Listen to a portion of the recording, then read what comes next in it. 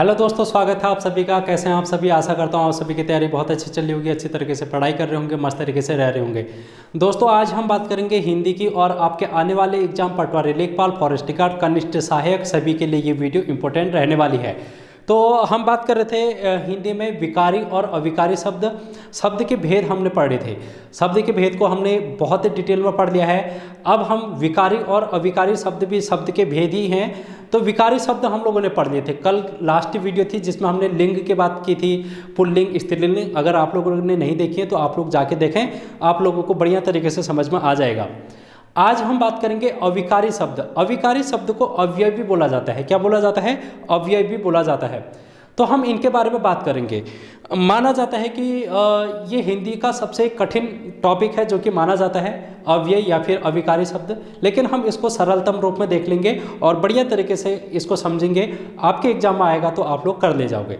ठीक है, एक आध प्रश्न पूछा जाता है कभी कभी, तो हो सकता है इस बार अगर पटवारी लेखपाल में पूछ ले तो आप लोगों के लिए क्लास इंपॉर्टेंट रहने वाली है। ठीक है दोस्तों, तो चलिए वीडियो को शुरू करते हैं। और हम अगर विकारी शब्द की बात करें, विकारी शब्द हम लोगों ने जब पढ़े थे तो हमने क्या देखा था?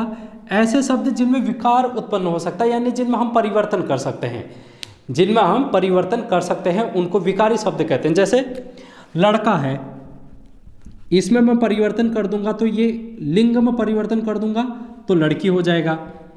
इसके वचन में परिवर्तन कर दूंगा तो लड़के हो जाएगा। ठीक है, तो इस प्रकार से इन शब्दों को हम परिवर्तन कर सकते हैं, इनमें विकार उत्पन्न ला सकते हैं। लेकिन अगर हम अविकारी शब्द या फिर अवयव की बात करेंगे तो इनमें हम विकार उत्पन्न कर ही नहीं सकते, इनको हम परिवर्तित कर ही नहीं सकते। ठीक है, तो इसलिए आप लोग इसको लिखेंगे, इसकी परिभाषा। सबसे पहले हम इसकी परिभाषा ही को ही देख लेते हैं।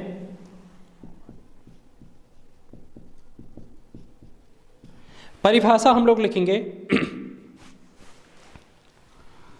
ऐसे शब्द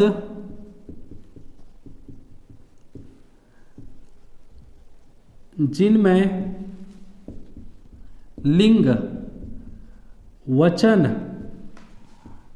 कारक आदि का कोई प्रभाव नहीं पड़ता, अर्थात इनका रूप अपरिवर्तित, मतलब ये चेंज नहीं होगा, अपरिवर्तित रहता है, अपरिवर्तित रहता है। यानी कि इनका जो मूल शब्द है उसमें कोई भी परिवर्तन नहीं होगा। जैसे कि हम कुछ शब्द लिख लेते हैं, जैसे अभी हम उदाहरण में एक दो शब्द लिख लेते हैं, बाकी हम फिर डिटेल में चर्चा कर लेंगे। तो जैसे हम लोग लिख लेते हैं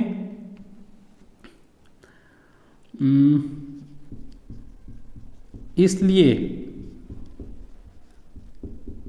क्योंकि,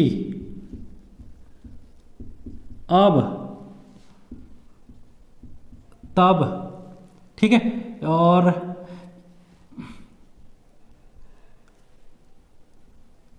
एव, ये जो शब्द हैं ये सभी क्या है? अविकारी शब्द है। ये हमने दो चार उदाहरण देखे हैं, इसके अलावा बहुत ढेर सारे उदाहरणों की हम चर्चा करने वाले हैं अंत तक। तो आप लोग बने रहना, बढ़िया तरीके से इसको सुनना और बढ़िया तरीके से देखना। देखो, अब हम इसमें कहीं पर भी परिवर्तन नहीं कर सकते, इसलिए। तो इसलिए को हम कभी भी इसको इसलिए ही लिखते हैं, इसको परिवर्तन हम ऐसे भी नहीं कर सकते, इसलिए भी नहीं कर सकते, कुछ भी नहीं। इसमें हम ना मात्रा लगा सकते हैं, ना लिंग का परिवर्तन कर सकते हैं, ना वचन का परिवर्तन कर सकते हैं, कुछ भी परिवर्तन नहीं कर सकते। ये हर वाक्य में कहीं पर भी आप लोग प्रयोग करेंगे तो ये ऐसे ही प्रयोग होते हैं। ठीक है, इनमें परिवर्तन नहीं किया जा सकता, इसीलिए इनको अविकारी शब्द कहा जाता है।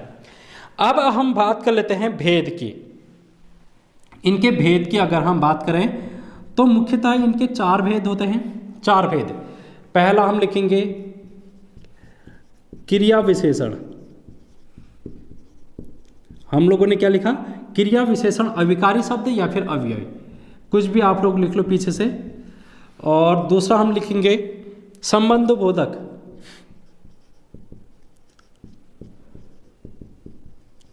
संबंध बोधक अव्यय। तीसरा हम लोग लिखेंगे समुच्चय बोधक अव्यय। आप लोगों के एग्जाम में पूछे जाते हैं समुच्चय बोधक अव्यय। और चौथा हम लिखेंगे विस्मयादि बोधक अव्यय। जो ये क्रिया विशेषण अव्यय होते हैं इनको अंग्रेजी में एडवर्ब बोला जाता है। तो आप लोग थोड़ा सा अगर इंग्लिश में ग्रामर में आप लोगों का थोड़ा हाथ अच्छा है तो आप लोग इसको वैसे भी समझ सकते हैं। और अगर हम बात करें संबंध बोधक की तो इसको हम प्रीपोजिशन बोलते हैं। प्रीपोजिशन ये लिखने का मकसद मेरा यही है कि आप लोग अगर थोड़ा सा इंग्लिश में आप लोगों को पता है तो यहाँ पर समझने में आसानी होगी, क्योंकि ये जो शब्द हैं ये हम इनसे परिचित नहीं होते हैं। अगर हम बात करेंगे समुच्चय बोधक की तो इसको हम कंजंक्शन बोलते हैं, कंजंक्शन। और अगर हम विस्मयादि बोधक की बात करें तो हम इनको इंटरजेक्शन बोलते हैं, इंटरजेक्शन। ठीक है दोस्तों, ये आप लोगों को इतना बात पता चल गई है।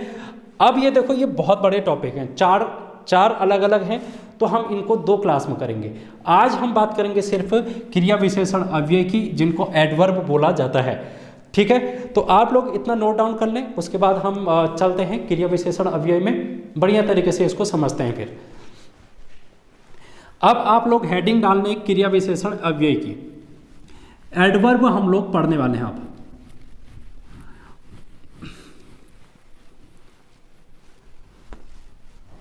और आप लोग जीएस की क्लास देख ही रहे होंगे मेरे ख्याल से। 50 दिन का जो महासंग्राम है, पहले तो मैंने 45 दिनों का महासंग्राम कराया था, लेकिन उसमें कुछ इतिहास के टॉपिक बच गए थे, इसलिए मैंने उसको 50 दिन कर दिया। तो अब आप लोगों के लिए जीएस का पूरा कंप्लीट बैच है, जो कि 50 दिनों में मैंने कंप्लीट करा दूंगा। तो इस बात को आप लोग ध्यान में रखना और उस क्लास को जरूर देखना।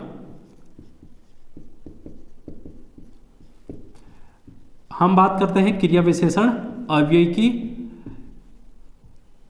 एडवर्ब हम इसको कह सकते हैं।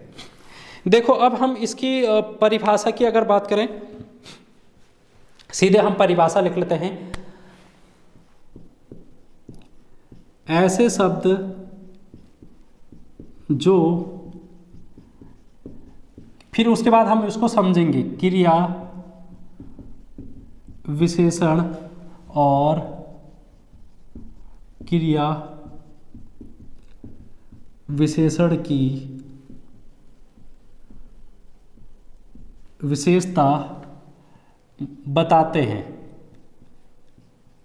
अब परिभाषा समझो पहले, फिर हम इसको देखेंगे, क्योंकि अगर हो सकता है परिभाषा ही आप लोगों से पूछ ले जाए। ऐसे शब्द जो क्रिया विशेषण और क्रिया विशेषण की विशेषता बताते हैं। हम लोगों ने संज्ञा और सर्वनाम की विशेषता बताने वाले शब्द पढ़े थे इससे पहले, संज्ञा और सर्वनाम। और संज्ञा और सर्वनाम की विशेषता कौन बताता था? विशेषण। ये हम लोगों ने पढ़ा था ना, संज्ञा और सर्वनाम की विशेषता बताने वाले शब्द को विशेषण कहते हैं। इसी प्रकार क्रिया विशेषण और क्रिया विशेषण की विशेषता जो भी बताते हैं उनको क्रिया विशेषण अव्यय बोलते हैं। आप लोग कन्फ्यूजन हो गए होंगे कि क्रिया विशेषण हमने यहाँ पर क्यों लिख दिया। इसका मतलब ये है कि ये स्वयं की विशेषता बताते थे, कभी कभी स्वयं की विशेषता बताने का काम भी ये लोग कर लेते हैं, तो इसलिए हम इनको ये कहते हैं कि ये क्रिया की भी विशेषता बताएंगे, जहाँ पर विशेषण लगा होगा उसकी भी विशेषता बताएंगे, और स्वयं अपनी विशेषता यानी कि क्रिया विशेषण की भी विशेषता ये बताएंगे। तो ऐसे शब्दों को हम कहते हैं क्रिया विशेषण अव्यय। ठीक है, अब हम इसको उदाहरण के माध्यम से एक बार समझ लेते हैं, फिर हम इसको आगे को बढ़ाएंगे। जैसे हम लोग लिखते हैं मोहिनी, उदाहरण हम लिख लेते हैं जैसे करके, मोहिनी मधुर गीत गाती है। मोहिनी मधुर गाती है, या फिर मधुर गीत ना लिखते हुए हम मधुर गाती है, ये हमने लिख दिया। अब यहाँ पर समझने की कोशिश करना कि यहाँ पर क्या है, इन शब्दों में क्या क्या हमको देखने को मिल रहा है। तो मोहिनी, मोहिनी किसी का नाम है, मोहिनी किसी का नाम है तो ये संज्ञा हो गई। ये क्या होगी दोस्तों? संज्ञा हो गई ना। हम लोगों ने बात की थी संज्ञा की, किसी का भी नाम संज्ञा हो जाता है। यहाँ पर ये जो गाती है, अगर मैं इसका विकार उत्पन्न करूँ, इसमें विकार अगर उत्पन्न करूँगा तो ये गाना से बना है, ये गाना से बना है। तो ये गाना क्या है? एक प्रकार की क्रिया है, ना, पीछे से ना लगा है। हम लोगों ने क्रिया में देखा था कि जिसके पीछे से ना लगा रहता है उसको हम क्रिया कहते हैं। तो ये एक क्रिया है और ये गाने की विशेषता बता रहा है कि ये कैसा गाती है, मधुर गाती है। तो क्रिया की जो भी विशेषता बताएगा, ये जो शब्द है मधुर, ये हमारा क्या बन जाएगा, क्रिया का विशेषण बन जाएगा, यानी कि इसको हम क्रिया विशेषण कहेंगे। ये क्या कर रहा है, क्रिया की विशेषता बताने का काम कर रहा है, गाने की विशेषता बता रहा है कि वो मधुर गाती है, तो इसलिए ये क्या हो जाएगा, क्रिया विशेषण हो जाएगा। एक उदाहरण और लेते हैं, फिर आप लोगों को और समझ में आ जाएगा। रमेश तेज दौड़ता है। इसमें रमेश क्या है, संज्ञा है, क्योंकि ये नाम है किसी का, तो संज्ञा नाम होती है। दौड़ता, दौड़ता हम लोग अगर इसको परिवर्तित करेंगे तो ये दौड़ना से बना है, दौड़ना, और ना जिसके पीछे से लगा रहता है वो क्या होती है, एक प्रकार की क्रिया होती है। और जो भी क्रिया की विशेषता बताएगा उस शब्द को हम कहेंगे क्रिया विशेषण। तो दौड़ना, कैसा दौड़ रहा है, ये तेज दौड़ रहा है, फास्ट दौड़ रहा है ये, ठीक है। तो तेज ये दौड़ रहा है, इसलिए हम इसको क्या कहेंगे, क्रिया विशेषण कहेंगे, इसको हम कहेंगे क्रिया विशेषण। तो यहाँ पर आप लोगों से पूछा जा सकता है प्रश्न कि इसमें से क्रिया विशेषण शब्द कौन सा है, या फिर आप लोगों से ये पूछ लिया जाएगा कि ये जो तेज है वो कैसा शब्द है, तो हम बोलेंगे ये क्रिया विशेषण शब्द है, जो कि इस क्रिया की विशेषता बता रहा है, इस दौड़ने की विशेषता बता रहा है। आई होप आप लोगों को ये बात समझ में आ गई होगी। अब मैं बात करूं, इसी को और लिख लूं मैं, रमेश बहुत तेज दौड़ता है।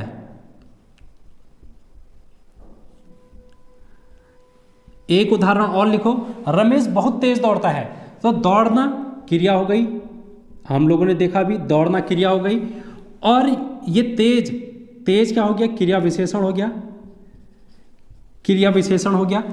अब देखो ये कैसा दौड़ रहा है, तेज तो दौड़ रहा है, लेकिन तेज की भी विशेषता कोई बता रहा है, और ये बहुत तेज दौड़ रहा है। कैसा दौड़ रहा है, बहुत तेज दौड़ रहा है, इसलिए इस तेज की भी विशेषता बता दी इस बहुत ने, तो ये भी एक विशेषण हो गया। और ये किसकी विशेषता बता रहा है, देखो क्रिया विशेषण की विशेषता बता रहा है। तो क्रिया विशेषण की विशेषता कौन बताता है, हम लोगों ने अभी देखा कि ये जो शब्द हैं ये अपनी भी विशेषता बताने लग जाते हैं, यानी कि क्रिया विशेषण की ही विशेषता बता रहा है। ये जो बहुत है ये भी एक प्रकार का क्रिया विशेषण हो गया।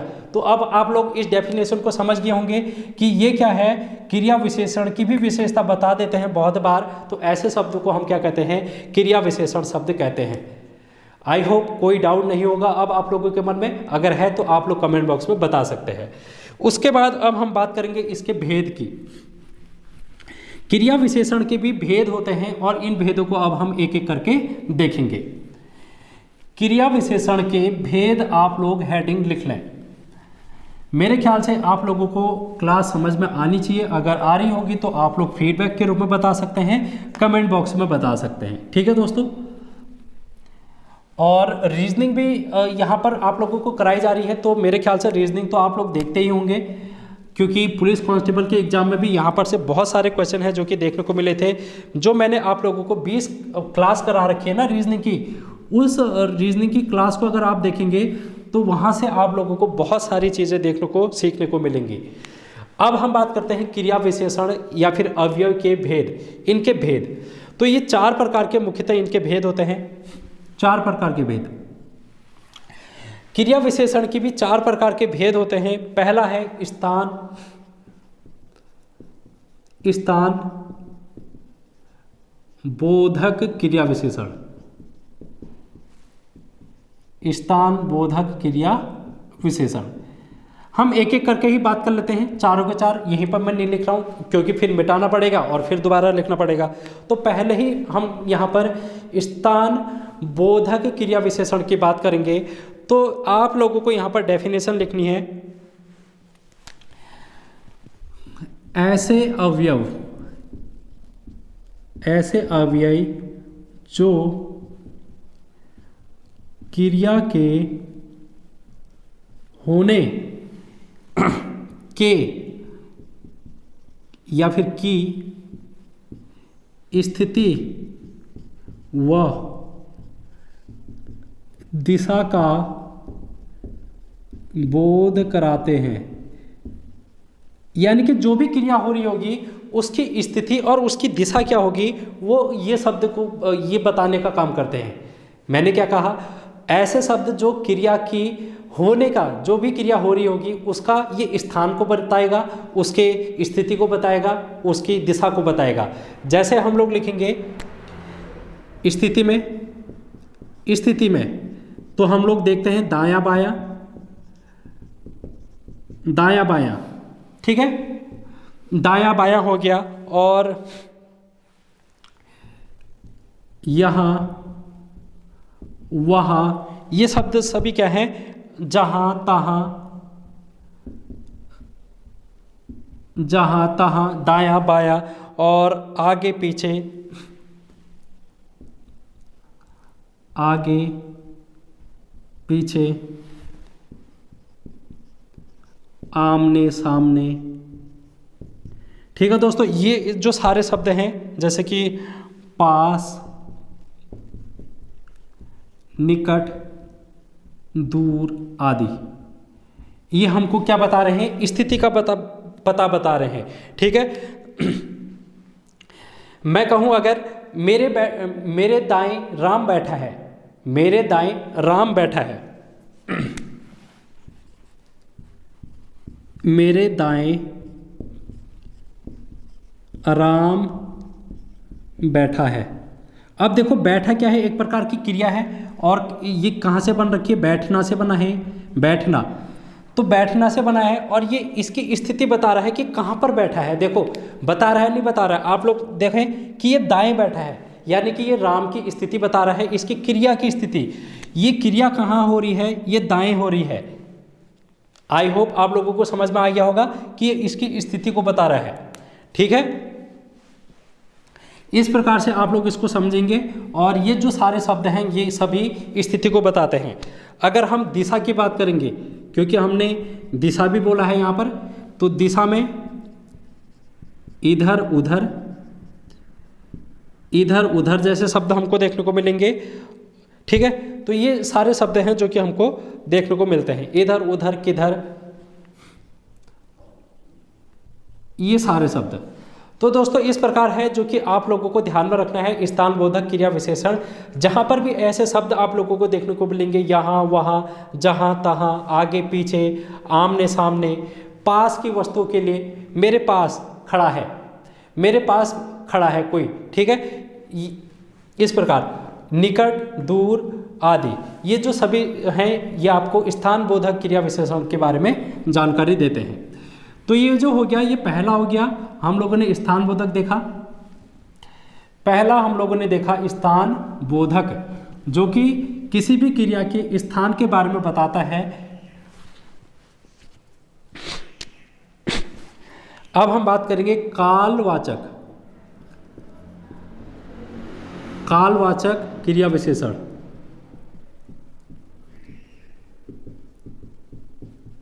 अब ये देखो काल, काल का मतलब होता है समय, काल का मतलब होता है समय, इस बात को आप लोग ध्यान में रखना। ऐसे अव्यय जो क्रिया के होने के समय का बोध कराते हैं,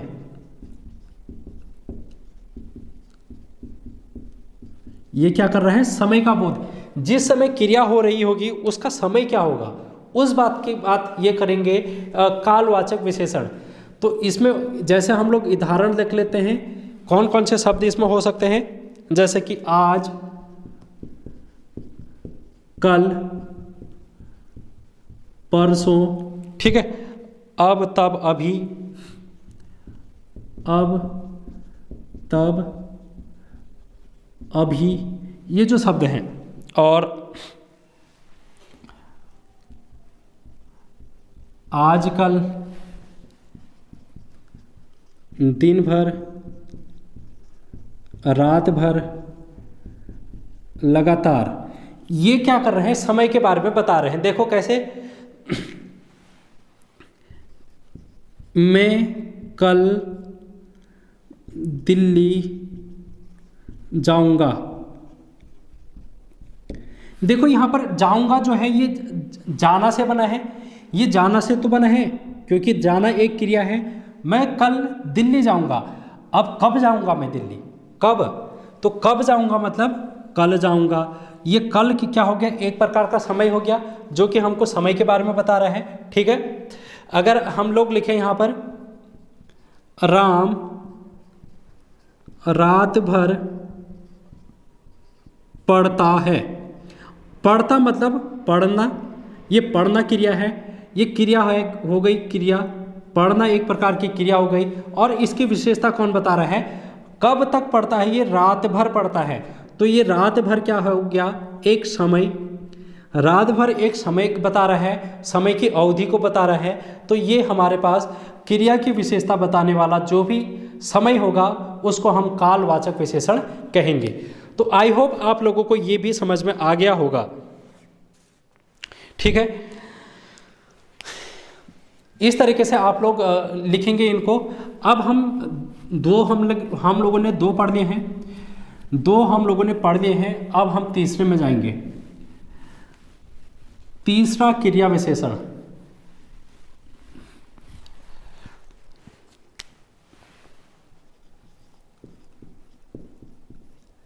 रीतिवाचक क्रिया विशेषण। ऐसे अवयव जो क्रिया के होने की विधि या फिर इसको हम रीति बोलेंगे को बताते हैं या फिर इनका बोध कराते हैं। ऐसे अवयव जो क्रिया के होने की विधि को बताते हैं कि किस प्रकार की क्रिया हो रही है, तो उसको हम बोलेंगे रीतिवाचक। ठीक है, जैसे हम बात करेंगे अतः, इसलिए, एव, ये जो शब्द है, और, नहीं, ना, हाँ, ठीक, सच। ठीक है दोस्तों, ये जो शब्द है प्रायः,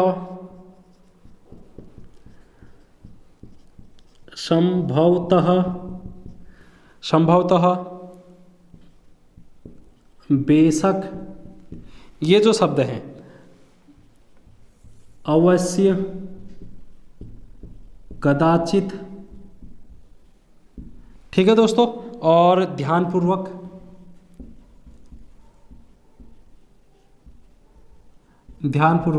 आदि।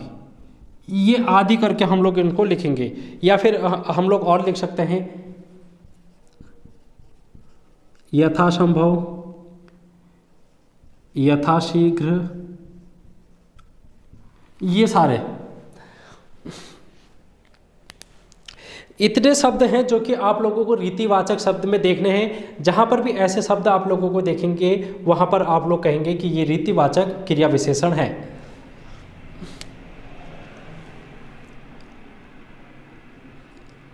मैं कल अवश्य आऊंगा।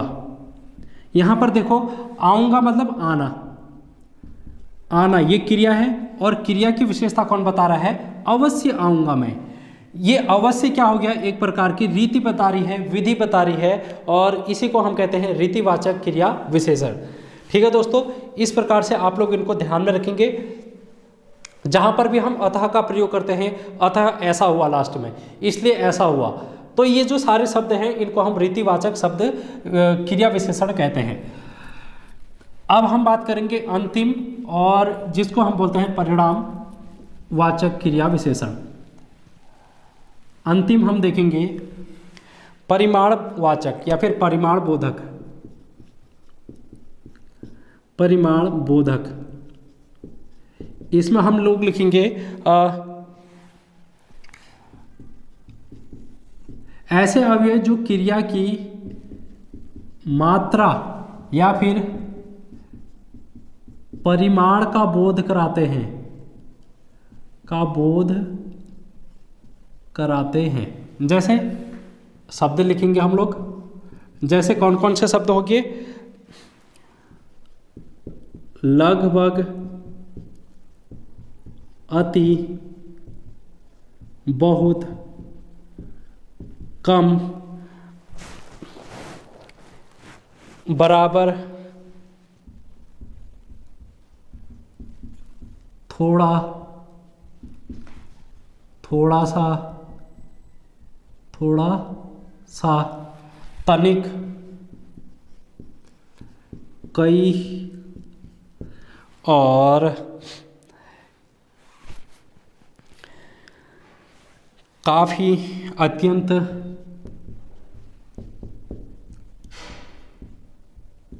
ये जो शब्द हैं ये सभी क्या करेंगे? किसी भी क्रिया होने के परिमाण को बताएंगे या फिर उसकी मात्रा को बताएंगे, उसकी क्वांटिटी को बताएंगे। जैसे यहां पर और लिखेंगे, बस राम बहुत खाता है। ये देखो खाता, ये कहाँ से बन रखा है? खाना से बना है। ये क्या होगी? क्रिया हो गई। और ये बहुत, बहुत क्या हो गया? इसका परिमाण को बता रहा है कि ये बहुत खाता है। बस कर भाई, और कितना खाएगा? बस। तो ये बस जो है ये क्या बता रहा है? परिमाण को बता रहा है। ठीक है, तो ये सारे शब्द को आप लोगों को ध्यान में रखना है। और ये जो सारे शब्द हैं आप लोगों को, जैसे एक उदाहरण,